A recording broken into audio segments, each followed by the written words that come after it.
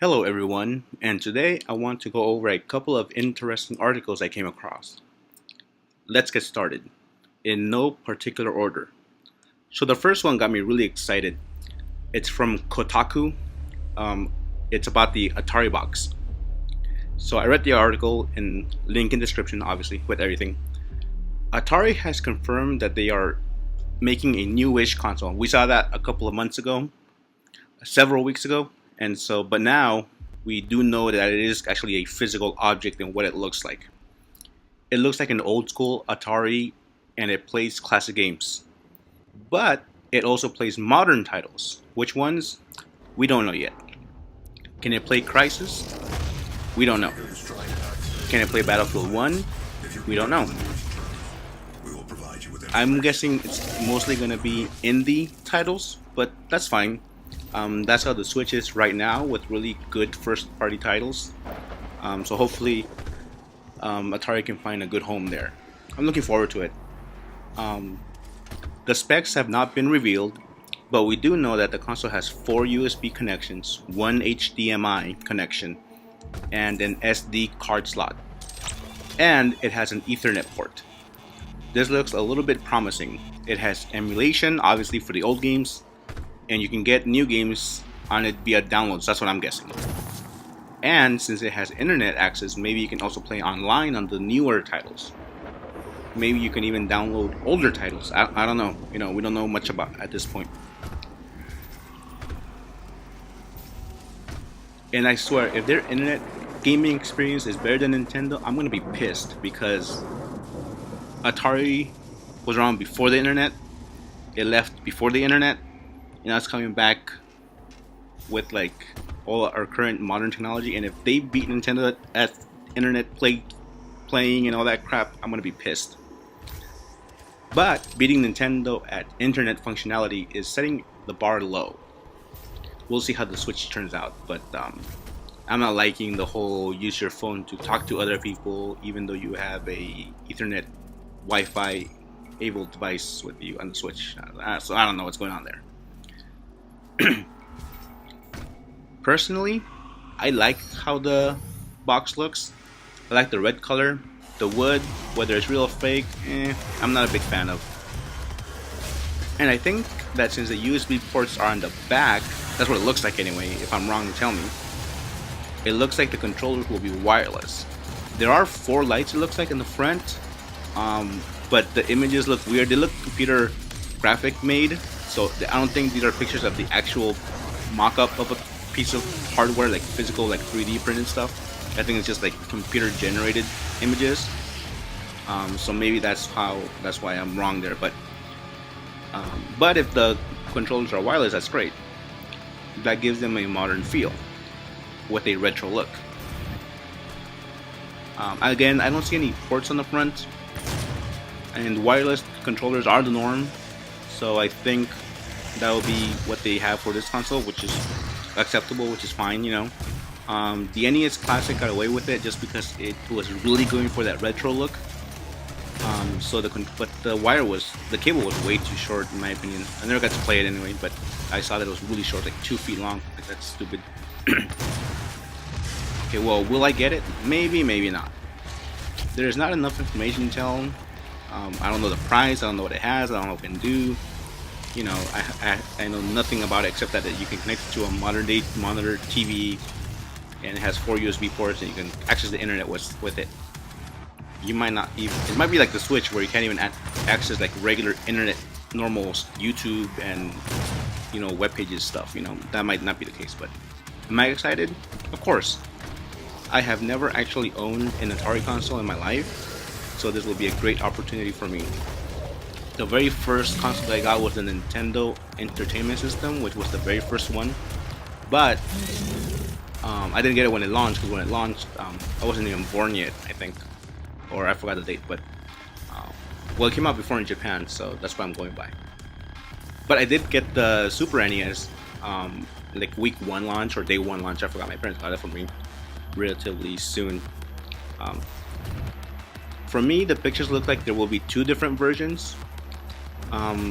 Maybe one for just classic games and the other one for classic and modern games. or maybe another one has more memory. I don't know. Again, the pictures look kind of computer graphic-y made, so I don't know if if they represent the same console or it's two different ones. We'll have to wait for Atari to release more info down the line. Second article. This one is from the Next Web. I like this site because they have a bunch of cool articles. Sometimes they have clickbait, but I like a lot of the articles that they post. So this one is funny and great. I really like this article. It was awesome. I love reading these types of articles. So anyway, it's just 5 strange things nerds hacked to play video games. And in the article, I'll link in the description, and you'll have like 5 videos of people showing this. So they just basically got 5 YouTube videos and showed you what people have done. So somewhere 5 random people hacked 5 separate things you can play games on. And this is great. This is an awesome list. So the first one is a soldering pencil to play Tetris. That's right. A tool you use to unite 2 pieces of metals together can play Tetris. That's right. So I'm getting this one of the more modern ones with a computer chip obviously inside of it and a little display on the pen. It kind of reminds me of the old controller for the mini disc player. If you ever had those, you'll see it, where the mini disc player was like a little CD in a box, and it could play music, and it connected via a really weird like 5-pin connector, and it connected to a little like kind of futuristic wannabe looking controller with a little screen on it. It'll show you the title of the song, the volume, depending. That's what this reminds me of. But anyway, the soldering pencil can play Tetris on it, and you can watch the video. It's really funny. Number 2, MacBook Pro Touch Bar. To play Tetris? No, this one is not playing Tetris. It's actually playing Doom. The original Doom, not the new one that I've been playing. I don't think even the MacBook Pro can handle that one yet. Yeah, that's right. The MacBook Pro Touch Bar can play Doom, so you can play it. That's great. 3, Porsche 911 screen to play Doom again. So I guess a lot of these people love playing Doom just because it's one of the very first 3D titles, like the FPS where you actually move forward, back, and side to side. I've played the original one. It's pretty cool. The graphics now look really bad, obviously, but it's fun, and I like how they don't like. There's a lot of things about the game I like. Like one of them is that in the modern games, the modern FPS games, you hide and then you regain health and you come back out and then you can shoot everybody. Doom didn't do that, so that's one of the things I like. But I mean, you can play on the touch bar. I don't know how the controls are. I didn't see the video, but I just thought it was funny. Oh, I'm sorry. I went back to the MacBook Pro. Yeah, number 3, the Porsche 911 can play Doom again. Just don't play when driving, but I mean, it has a screen. Most modern cars have pretty good computer chips in them, so that'd be fine. Number 4, a printer. That's right, a printer. Specifically, it's a Canon Pixma inkjet printer, or Prixma, I forgot what it's called. This demonstrated. So they hacked the screen, the printer, just to exploit bad firmware. So basically they said, okay, your firmware's bad, look what I can do, and they can play Doom on it now. So that was more like of an exercise to show how vulnerable its firmware was, but you were able to play Doom on it. Maybe they fixed it and now you can't. I don't know. 5, a thermostat was hacked. Yep, that little thing meant to control your house temperature. It now can play Doom as well. And what makes this version of Doom better is that you can connect a Super Nintendo-ish controller. Not the original though, but you can connect that. I think it's via USB, so I think it's a more modern thermostat. The thermostat that I have just has 2 buttons up and down, and it just shows like, the temperature, the 2 numbers or 3 numbers, and that's it. But it looks like this more modern thermostat can play it. 3. This is the last article. I have another note after this, but this is the last article we'll be talking about. It's from Free Bacon. Feds spend $224,000 on clean water video game. So basically, what the feds did was they spend this much money to create a game that's meant for children to, quote, right the environmental wrongs of a fictional town.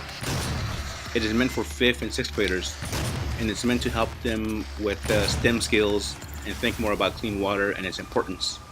Which is great because what happened with Michigan and other parts, even here in San Diego, it's happening where the university actually had to stop some water fountains had to be stopped using because they found lead in them. So that sucks.